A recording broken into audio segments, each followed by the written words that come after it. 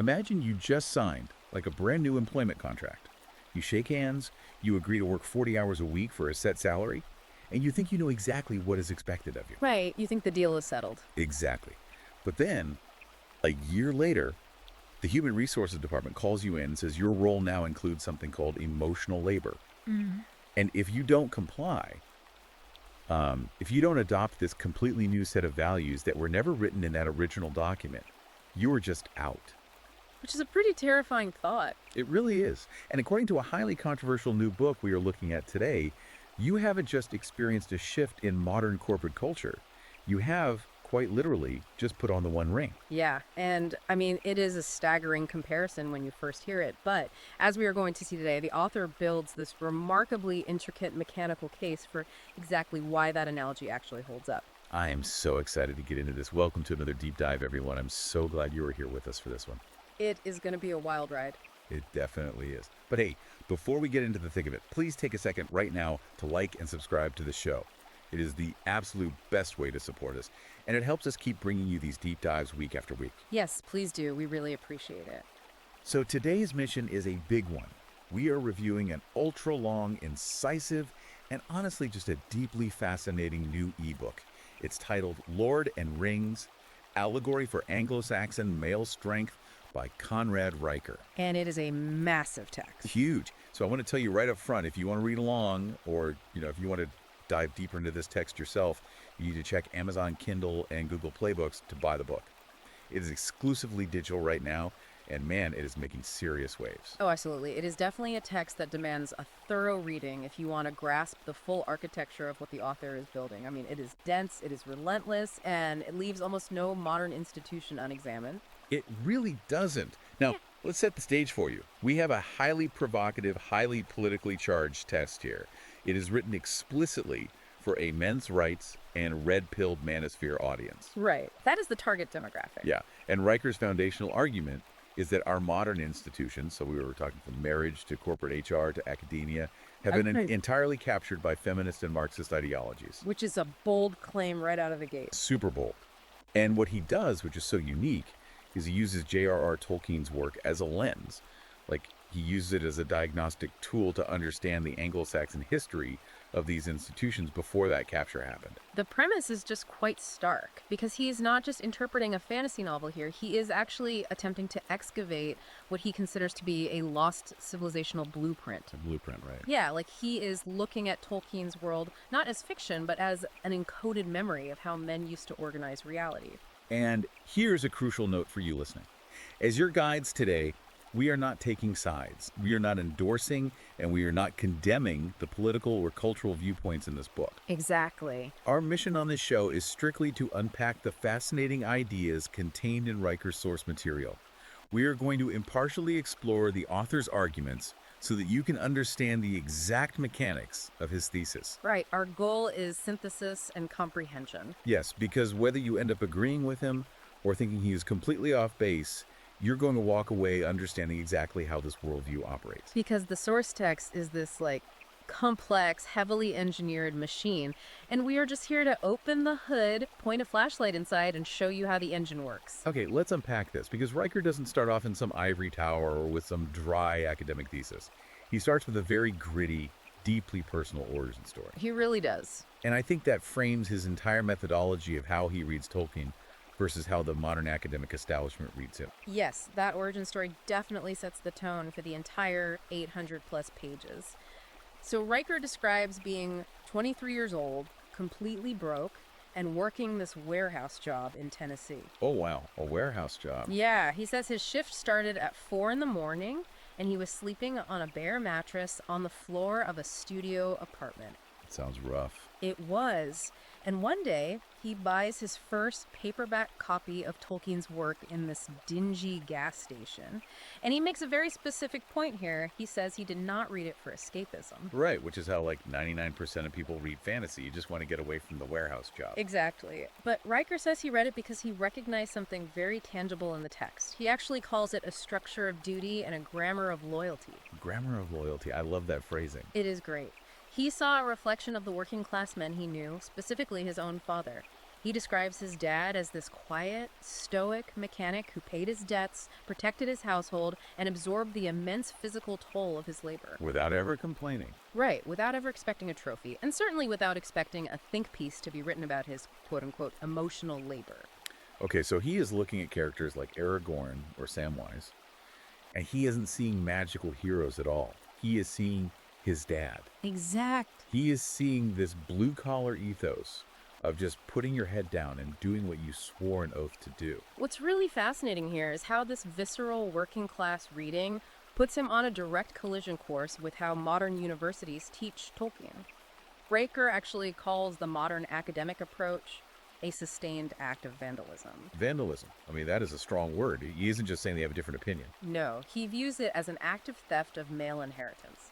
Because in academia today, you will often hear Tolkien analyzed through various critical lenses. Like what? Well, perhaps as a clumsy metaphor for industrial pollution or a study in post-war trauma, or they will critique the text for its lack of egalitarian representation. Right, the usual modern critiques. Yeah. And Riker argues that when a professor strips away the martial masculine core of the text and replaces it with therapeutic morals about the evils of power and the virtues of sensitivity, they are actively dismantling the Anglo-Saxon warrior code. The code that Tolkien deliberately baked into it. Exactly, because Tolkien was a professor of Old English himself. He built the foundation of Middle-earth on that code. Let me just push back on that for a second, or at least play devil's advocate here. Because Tolkien built this vast mythological sandbox, right? He did. He spent decades inventing languages, genealogies, entire histories. Isn't it possible he intended multiple interpretations? Why is Riker so convinced that applying a modern lens is vandalism? That is a fair question. I mean, if the story resonates with a modern reader's anxieties about, say, the environment, doesn't that just mean it's good literature? It is a totally fair question, but Riker would argue that you are ignoring the actual historical materials Tolkien used to build that sandbox. Riker points to a specific historical concept that just permeates Tolkien's work, which is the comitatus bond. The comitatus bond. Okay, I definitely need you to break that down for me, because that sounds like something out of a Roman history textbook. So it actually originates with the Germanic tribes that eventually became the Anglo-Saxons. Gotcha. The comitatus was this strict, formal, and sacred mutual obligation between a lord and his thanes, or his retainers, in a pre-state society where there are no police, no 911 to call, and no centralized court system. Right, you are totally on your own. Exactly. Your physical safety entirely depended on the strength of your local lord. And the lord's survival depended entirely on the absolute unyielding loyalty of his men. So it was a two-way street. It was. The lord provided rings, treasure, land, and weapons. In exchange, the thanes swore an oath to fight for the lord, and crucially, to never leave the battlefield alive if the lord was killed. Wow. So it is not a contract you could just renegotiate during your annual performance review? No, absolutely not. It is a blood oath tied to physical reality. And Riker says this is the operating system of Middle-earth. The Rohirrim, the Men of Gondor, the dwarves, they all operate on this comitatus code. Okay, I think I have an analogy for this. Tell me if this tracks. Let's hear it. It is like Riker is saying that applying a modern egalitarian lens to a text rooted in Anglo-Saxon medieval hierarchy is like trying to run a brand new Apple iOS on a bulky, beige 1995 desktop computer. That is a brilliant way to conceptualize it. Because it is not that the new software is necessarily bad, but the hardware was fundamentally not built to process it. If the code of the book is built on strict hierarchy and martial oaths, you can't just patch in modern egalitarianism without the whole system crashing. Riker would absolutely agree with that hardware analogy. He says modern readers try to force the text to validate modern sensibilities, and it just doesn't work.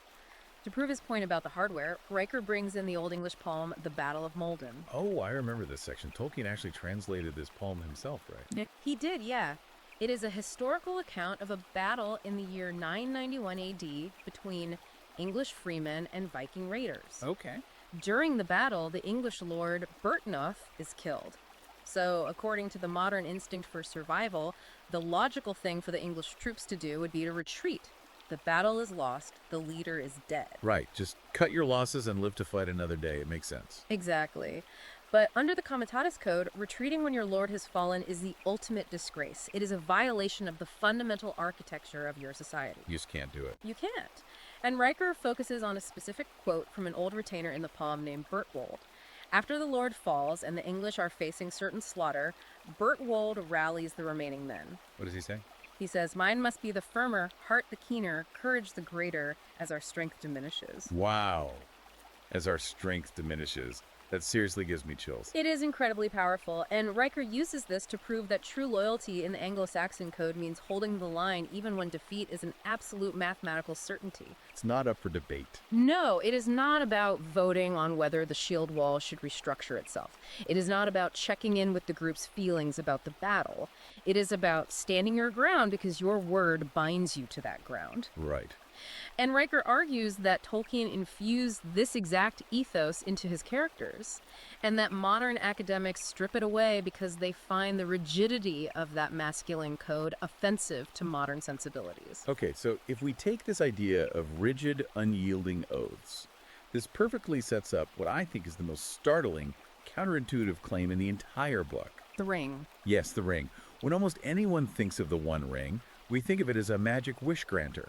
Or, if you want to get philosophical, a metaphor for nuclear weapons or absolute political power or unchecked greed. Right, that is the standard read. But Riker just throws all of that out the window. He says the ring is an ideological contract. Yes. And this is where Riker's critique transitions from literary analysis into a full-blown autopsy of modern institutions. I couldn't agree more. To understand why he calls the ring an ideological contract, we have to look at the nature of contracts today, specifically in employment, marriage, and civic life. Right, going back to that HR analogy we started the show with, how exactly does a magic ring map onto a corporate job?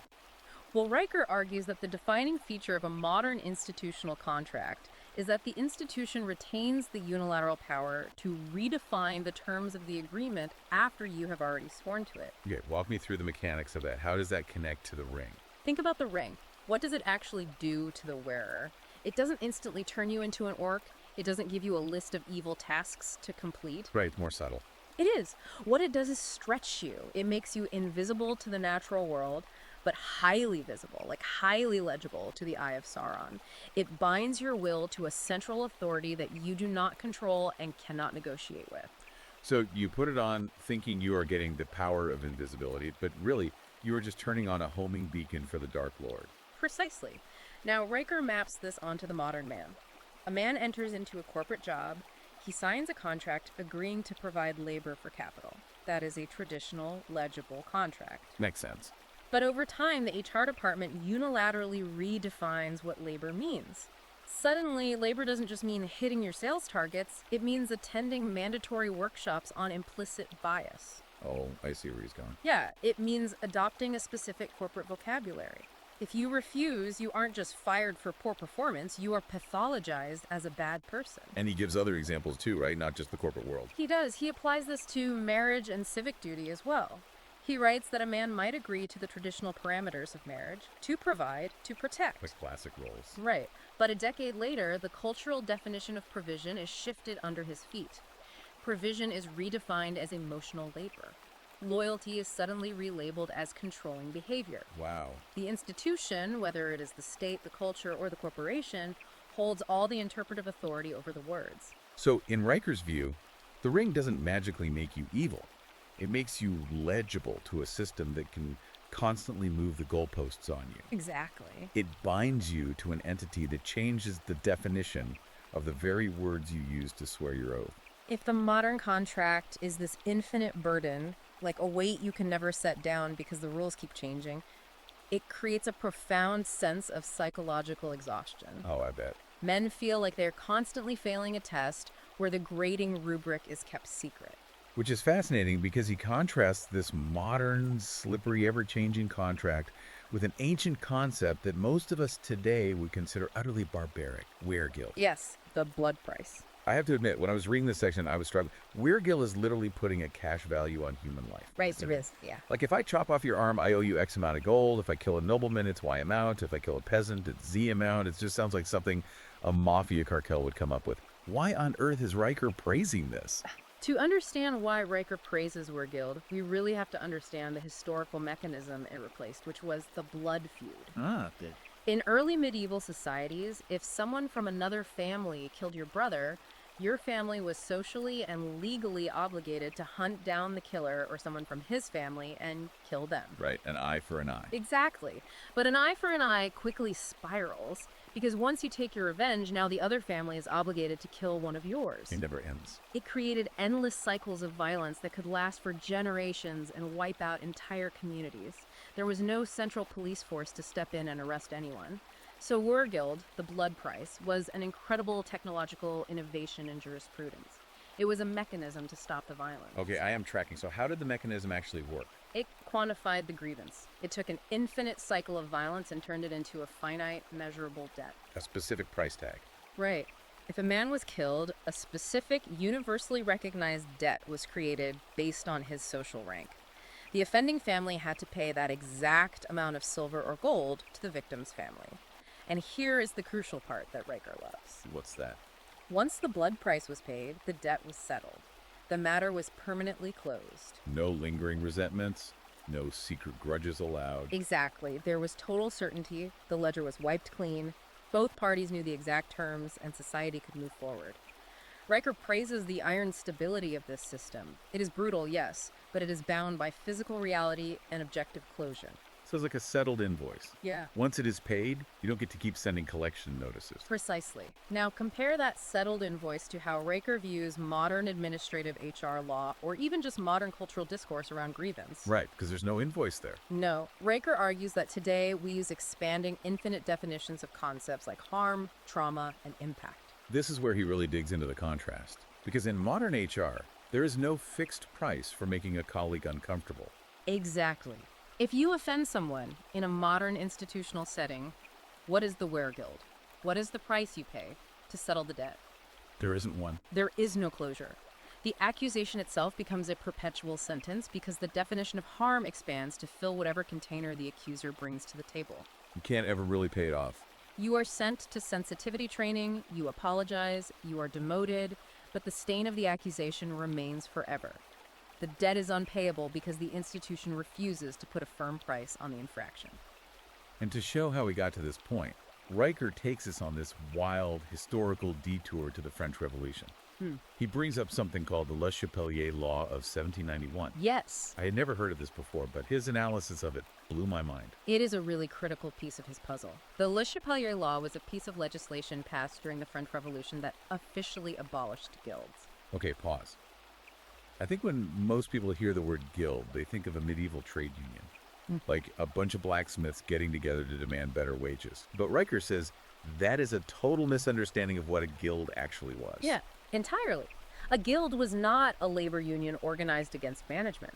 A guild was a self-governing brotherhood of absolute competence and standards. They were monopolies, yes, but they were monopolies based on skill. Let's look at the mechanics of how a man actually became part of a guild. You didn't just fill out an application. No online forms back then. Right. You spent 7 years as an apprentice, you lived with a master, you swept the floors, you learned the absolute basics of the craft, whether it was stonemasonry, carpentry, or baking. 7 years is a massive chunk of a lifespan back then. People didn't live that long. It was a crucible. And to graduate from an apprentice to a master, you couldn't just pass a multiple choice test. You had to produce what was literally called a masterpiece. Right. He focuses so heavily on the masterpiece. Because the masterpiece is the ultimate collision with physical reality. If you were in a carpenter's guild, your masterpiece was a physical chair or a cabinet. An actual object. Yes. The masters of the guild would examine it. Does it wobble? Are the joints tight? Is the wood properly treated? A masterpiece was physical, unarguable proof of a man's skill that no bureaucratic committee could just wave away with a diversity statement or a letter of recommendation. Because reality judged the work. Exactly. You cannot fake a good chair. So the guild enforced a standard of excellence tested by reality. But then 1791 happens, the French Revolution. Why did they abolish the guilds? Weren't the revolutionaries supposed to be for the working man? Well, the revolutionaries wanted the state to have a total monopoly on authority. They didn't want any intermediate institutions, like the church or like guilds, standing between the individual and the government. Well, that makes sense. By passing the Le Chapelier Law and abolishing the guilds, the state made itself the sole arbiter of who could work and what standards applied. And Riker draws a straight line from 1791 Paris to a corporate HR department in 2026. He traces it directly. Because when you destroy the localized brotherhood of competence, you replace it with centralized bureaucracy. Instead of a master passing down his knowledge to an apprentice and demanding a physical masterpiece, a modern HR manager gives you an employee ID number, a laminated lanyard, and potentially a performance improvement plan. PP. Yeah, Riker argues that true mastery, which is physical and undeniable, has been completely replaced by credentialism and mere compliance. You don't have to be able to build a good chair anymore, you just need a piece of paper from a university and the ability to not offend anyone in the office. So what does this all mean for you, the listener? Riker connects this historical shift from Weirgild and guilds to HR and infinite grievance directly to the exhaustion so many men feel today. Yes, the exhaustion is key. He describes it as playing a rigged game where the goalposts move every time the bow is drawn. You aren't failing. You are just trapped in a contract with no floor, no ceiling, and no end. Which brings us perfectly to the ultimate symbol of a crushing infinite burden in this book, Frodo bearing the ring. Let's talk about Frodo. If the modern contract is an unpayable debt, we have to look at how Riker dissects the relationship between Frodo and Sam. This chapter is just pivotal for his argument because he completely upends the modern consensus on these two characters. Yeah, if you read modern academic papers on Tolkien, they often view Sam through a Marxist lens, right? Like as a victim of a class-based society. Yes, that is very common. He's the subservient working-class gardener dragging the bourgeois landowner up the mountain. Or, alternatively, they frame their bond as this beautiful, egalitarian friendship where class barriers break down. And Riker utterly rejects both of those notions. He finds the Marxist reading cynical, and he finds the egalitarian reading hopelessly naive. He goes hard on this. He calls their dynamic a hierarchy of sacrifice. Explain that phrase. In Riker's reading, Frodo is bearing what he calls the poison of ultimate command. It is a burden that permanently wounds him. Think about the end of the story. Frodo saves the Shire, but he cannot enjoy it. Right, he has to leave. He is permanently scarred by the ring, by the Morgul knife, by the sheer psychological weight of authority. The tragedy of Frodo isn't that he succumbs to the ring at the very end on Mount Doom. The tragedy is the permanence of the cost he pays to get it there. He consumes himself entirely for the sake of the kingdom. And what about Sam? Because a modern lens might say Sam was oppressed by having to serve Frodo. Riker argues that Sam is not oppressed. Sam is fulfilled because he deeply understands his office as a steward and an oathkeeper. Sam does not save Frodo through sharing feelings or through emotional vulnerability or by forming an egalitarian committee to discuss the best route into Mordor. Right, Riker writes that Sam doesn't demand a vote on the slopes of Mount Doom. He doesn't negotiate his terms of employment when the food runs out. He knows his role is to physically bear his master up the slope. And to Riker, this submission to duty doesn't diminish Sam in the slightest. It actually elevates him. It is exactly what makes him Samwise the Brave. Sam thrives because he operates within a clear, legible hierarchy where his loyalty is absolute, and in return, Frodo takes on the spiritual poison that would have destroyed Sam instantly. It is a symbiotic relationship, but it is definitively not equal. No, it's not. If we connect this to the bigger picture, Riker is using this dynamic to critique modern culture, which he claims demands the impossible from men. He says modern society demands that men act like traditional lords. They must fund the household, secure the perimeter, and absorb all blame when things go wrong, while simultaneously demanding they kneel to the altar of egalitarian partnership and pretend that authority is equally shared. He asserts a very blunt rule in this section. Yeah. He says, the crown is not split in half. Yes. For Riker, authority must be inextricably bound to total responsibility. He distinguishes this very clearly from tyranny, because the modern mind hears hierarchy and immediately thinks tyranny. Right. If someone is in charge, they must be oppressing someone else. But Riker defines tyranny as power without sacrifice. Tyranny is the leader who eats first and fights last. True lordship, or true fatherhood, is authority bound to absolute responsibility. It is eating last and standing first in the shield wall.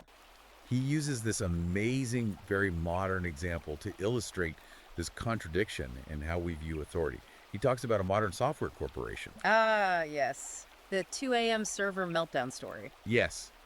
Walk us through that, because I think everyone listening who has worked in corporate America will instantly recognize this. So, Riker paints this picture of a standard tech company. During the day, from 9 to 5, the corporate structure, led by the HR department, preaches flat management. They boast about egalitarian inclusion. Everyone's voice matters. Right. They host mandatory workshops on emotional safety, consensus building, and horizontal leadership. The message is just, we are all equal, there are no bosses, we are a family. Right. But then, at 2 a.m. on a Saturday, the core server farm melts down. The company's entire database is corrupting, millions of dollars are vaporizing by the minute, and the platform is completely offline. And what happens? Well, the CEO doesn't assemble a committee of administrative assistants to discuss everyone's feelings about the outage. The HR manager doesn't call a circle to build consensus on server architecture. No. Yeah. They bypass the entire egalitarian structure. They call the singular, obsessive, highly paid, usually male engineer who has practically slept in the server room before.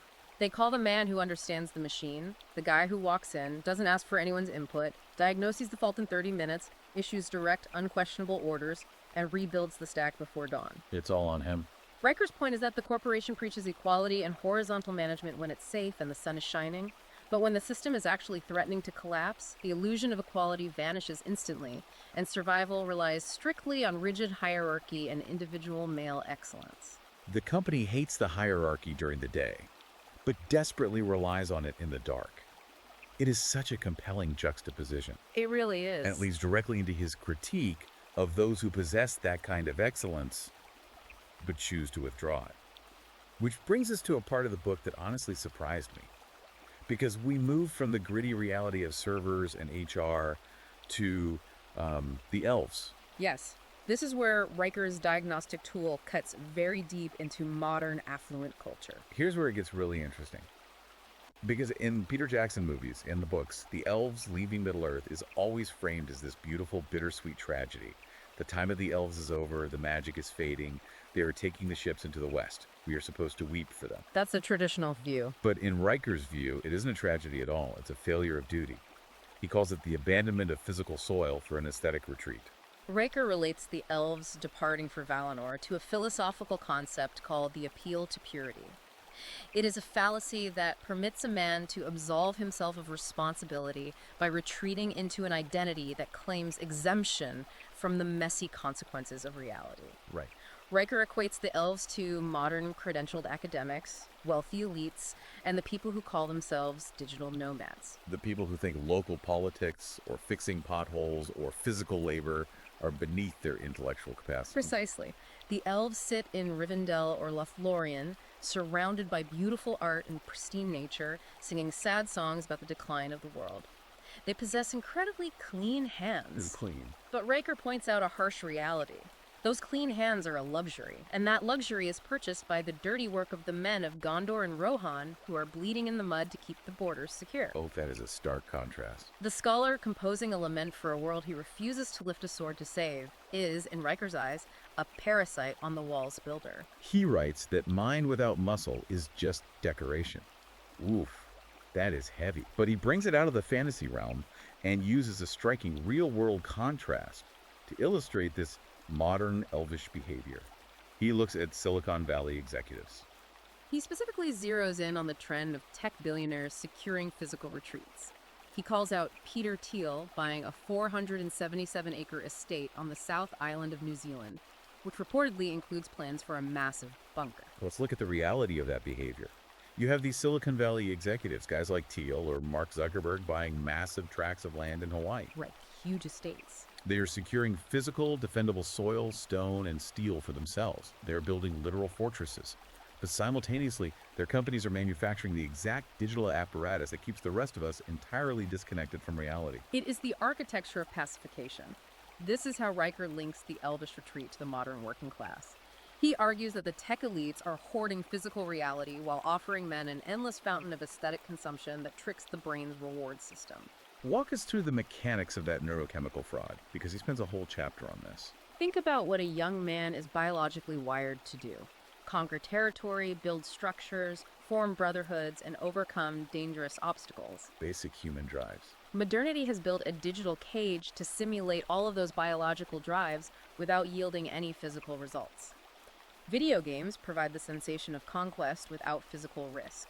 You beat the boss, your brain releases dopamine, you feel like a victor, but your body hasn't moved from the chair. Right, and social media provides this sensation of community and tribal belonging, without any of the actual obligations of a real-world neighbor. Exactly. The brain registers the reward, it feels satisfied. But the body remains still, the local community remains fractured, and the physical land remains unbuilt. So they're just floating. The digital nomad who owns nothing, rents an Airbnb, works from a laptop, and swears no oaths to any local community is not a free man in Riker's eyes. He is a deracinated consumer, floating untethered from reality while the elites buy up the actual Earth. So I have to ask you, the listener, to pause and think about this for a second. Are you defending physical territory in your life? Do you own soil? Do you know your neighbors? Do you have a physical footprint? Or are you just a consumer temporarily occupying space until the lease expires and the algorithm updates? It is a really tough question. It's a harsh, invasive question, but it's the core of what he's getting at. And the mechanism delivering those algorithms, the central intelligence behind the pacification, brings us to Riker's interpretation of the ultimate villain of the text, Sauron. Okay, so who is Sauron in this framework? Because in a traditional reading, Sauron is a dark wizard. He's a fallen angel, a supernatural evil with a flaming eye. Riker strips all the magic and mysticism away. He argues that if you look closely at the text, Sauron is not a chaotic wizard casting spells. Sauron is the ultimate bureaucrat. A bureaucrat. He is a system builder. He loves order, efficiency, and total control. In Riker's reading, Mordor is not a fantasy realm, it is the modern administrative state. It's a surveillance apparatus. Exactly. The Eye of Sauron isn't a flaming eyeball on a Gothic tower. The Eye is data mining. It's predictive behavioral models. It's server farms in Virginia running cost-benefit analyses on your autonomy. Sauron wants everything cataloged, quantified, and controlled. But wait, if Sauron is just the algorithm, just the tech bureaucracy, how does he exert power? Because the ring doesn't sprout legs and jump on your finger. That is what is particularly chilling in Riker's analysis. He frames our total complicity in our own surveillance. As we mentioned earlier about the ring being a contract, it doesn't seize you by force. You take it yourself. You carry it to Mordor yourself. You literally go to the App Store, you install the app, you scroll past the 47-page terms and conditions, you click accept, and you sync your biometric data, your location, and your banking info. We voluntarily put the ring on every single day. Yes. Riker argues that the algorithmic state recognizes no reciprocal duty. Going back to the Comitatus Bond, a lord owed you protection in exchange for loyalty. The modern administrative state, the Eye of Sauron, just watches and collects. It demands total transparency from you, your taxes, your search history, your medical records, while remaining completely opaque and unaccountable itself. And if you don't comply, it doesn't send an army of orcs to your house. It just turns off your access. He points to a real-world example to show how this bureaucracy neutralizes threats without ever firing a shot. Operation Choke Point. Operation Choke Point is a perfect example of Sauron's bureaucracy in action. For those who don't know, this was a real initiative starting around 2013 where the FDIC and the Department of Justice applied informal, behind-the-scenes pressure to banks to quietly sever financial ties with businesses they deemed high risk. And high risk didn't mean illegal. No, these were entirely legal businesses, firearms dealers, coin dealers, payday lenders, but the bureaucracy found them morally distasteful or politically inconvenient. So they couldn't just pass a law. Exactly. Passing a law requires debate, votes, and public accountability.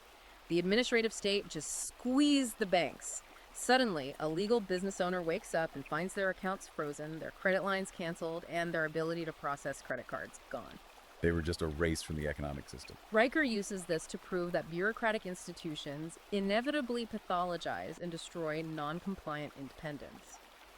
The system isn't broken when it cancels you or debanks you. It is running exactly as designed. It's a feature, not a bug. It is the Eye of Sauron identifying a variable it cannot control and simply deleting it from the spreadsheet. And the primary weapon this bureaucracy uses to justify deleting you isn't violence, it's language. Yes. This is a fascinating pivot in the book. If we look back to George Orwell's famous 1946 essay, Politics and the English Language, Orwell warned that language would be deliberately softened and distorted to obscure truth, to defend the indefensible, and to make lies sound respectable. Riker applies Orwell's thesis directly to Sauron. Because Sauron doesn't rant and rave. Exactly. When the mouth of Sauron comes out to negotiate, he doesn't sound like a screaming monster. He speaks in reasonable, legalistic, almost therapeutic tones. He offers terms of surrender that sound like sensible compromises. Riker argues that the administrative state operates the exact same way. Right. They use the language of safety, harm reduction, and inclusivity to implement total control. Riker asserts that direct, earthy, Anglo-Saxon male speech, the blunt language of the craftsman who says this is broken, or the father who says no, is actively being pathologized by modern HR departments and cultural institutions. It's seen as too aggressive. Direct speech is relabeled as unprofessional, problematic, or even violent. Language is rounded down into a paste of therapeutic vagueness to strip away its moral weight. I see this everywhere now.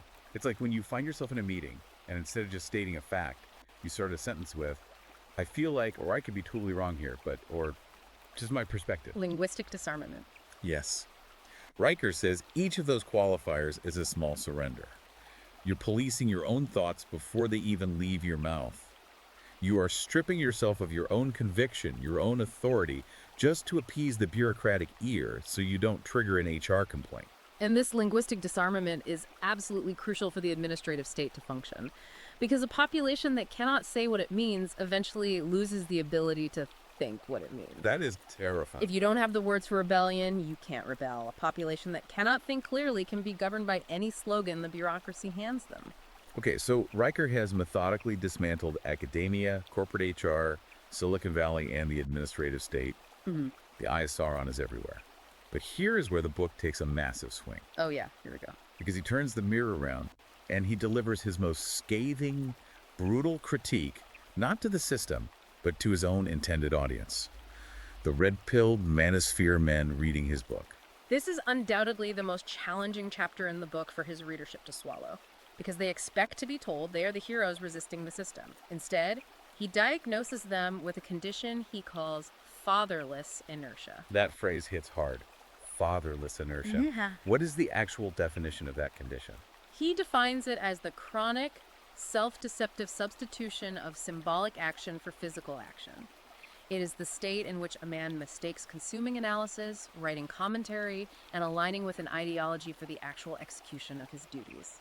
And the avatar he uses for this in Tolkien's world is the Ents. The walking trees? Yes. Riker points out that the Ents are ancient, physically massive, immensely powerful beings. They can tear down stone walls with their bare hands, but what do they actually do for most of the story? They just talk.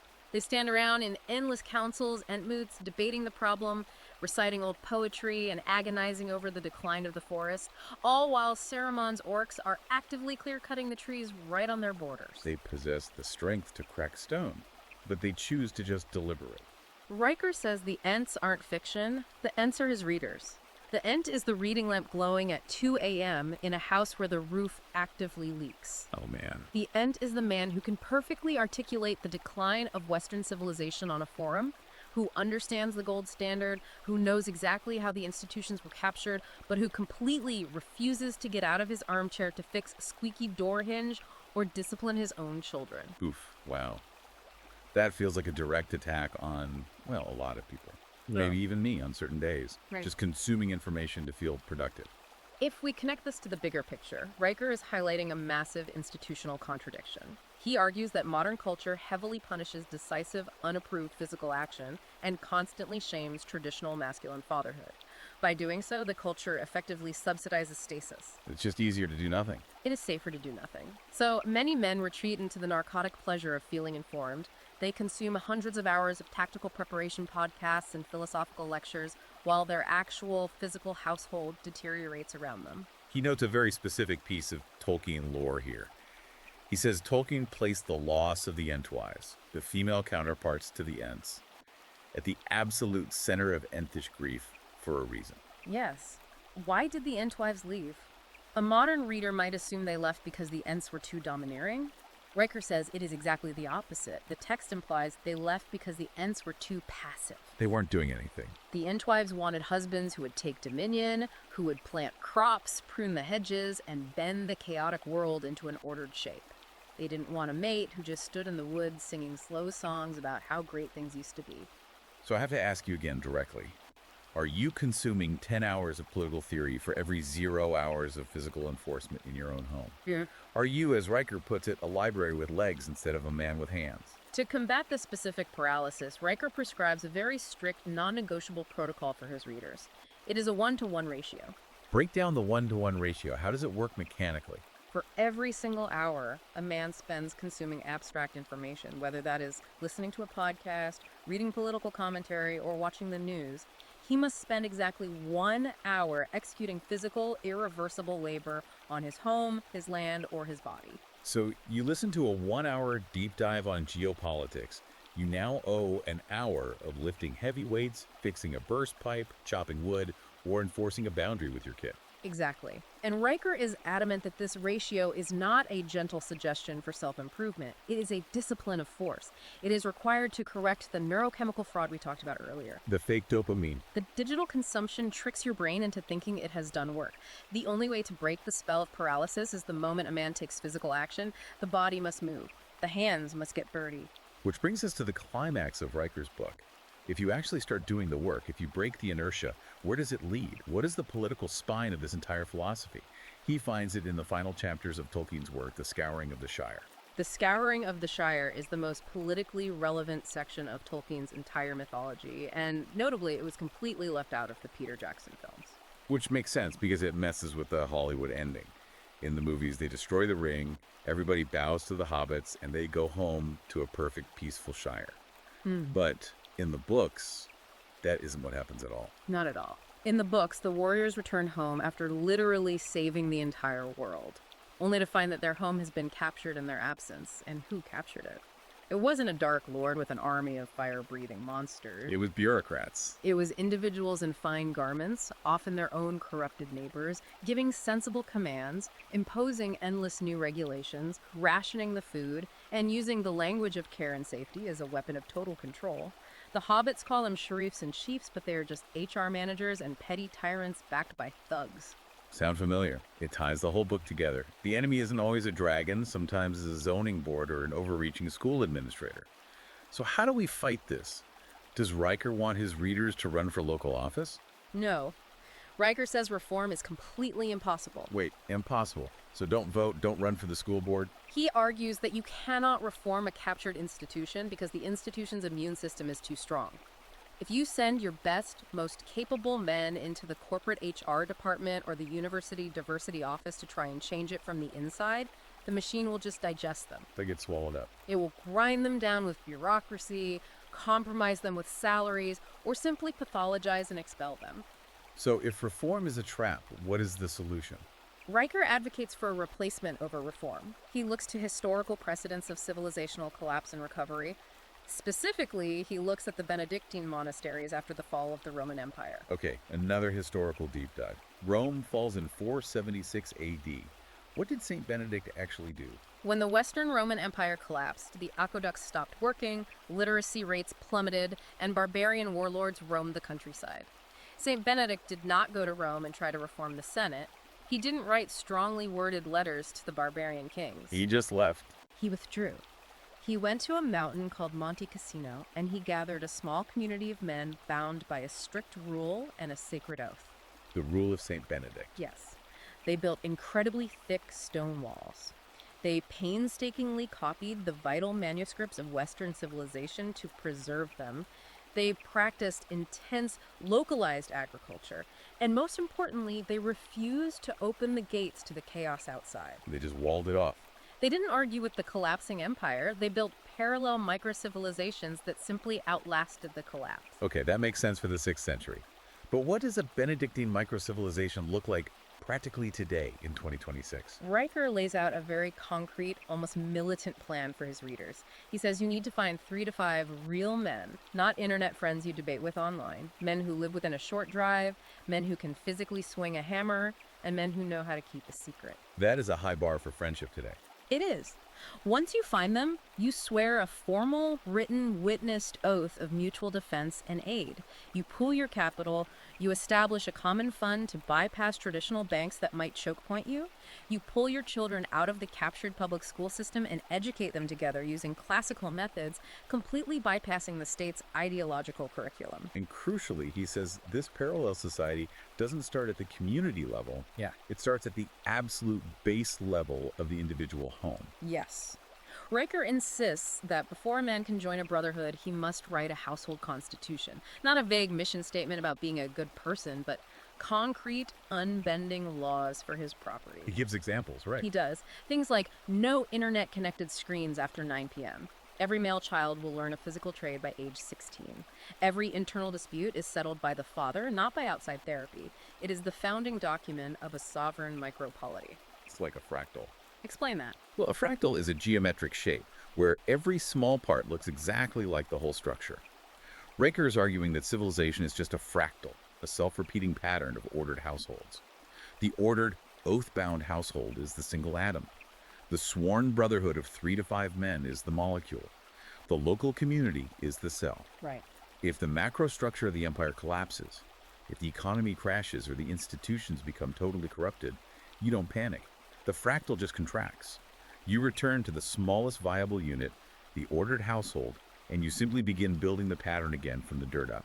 That is a perfect synthesis of his philosophy. It is a profoundly unsentimental view of survival. Riker's law of the tribe is stark and unforgiving. He who provisions, protects. He who protects, governs. He who governs, inherits. That is intense. He is telling his readers to stop whining about the empire, stop arguing with bureaucrats on social media, and start starving the beast of their presence, their physical labor, and their attention.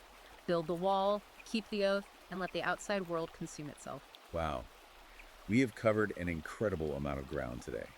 From the Comitatus Code of Anglo-Saxon warlords, to the blood price of Weregild, the masterpiece of the French guilds, the infinite burden of modern HR, and finally, to building Benedictine fortresses in our own backyards. We really went everywhere. To summarize the sheer intensity of Conrad Riker's worldview, whether you agree or disagree with the political and cultural framing he uses, this book forces a profound re-examination of how we view our daily duties, the insidious danger of modern digital conveniences, and the actual physical footprint we are leaving on this earth. It demands that we ask ourselves if our word is actually worth anything when the pressure is on. This does raise an important lingering question, though. Something for you, the listener, to ponder moving forward. Okay, let's hear it.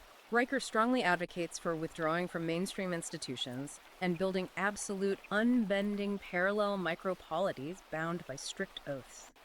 But in a highly interconnected, densely populated modern world, what actually happens when these rigid, oath-bound, localized micro-civilizations inevitably rub up against each other in the exact same physical neighborhoods? Oh.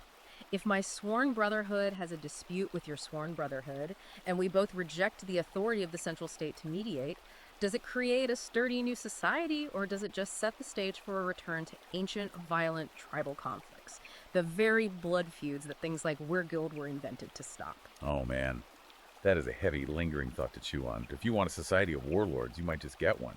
If this deep dive resonated with you, or if it challenged you, angered you, or made you want to grapple with the source text yourself, you need to check out Amazon Kindle and Google Playbooks to buy Lord and Rings, Allegory for Anglo-Saxon Male Strength. It is definitely worth the read. Also, be sure to follow the author for more of these ideas at Conrad Riker on Substack. That's conradriker.substack.com. Finally, please take one more second to like and subscribe to our show to keep these deep dives coming. Thanks so much for tuning in. It has been a wild ride navigating this diagnostic landscape with you today. Remember, it might be murky out there, but you don't have to navigate the muddy waters alone. Thanks for listening, and we'll see you on the next one.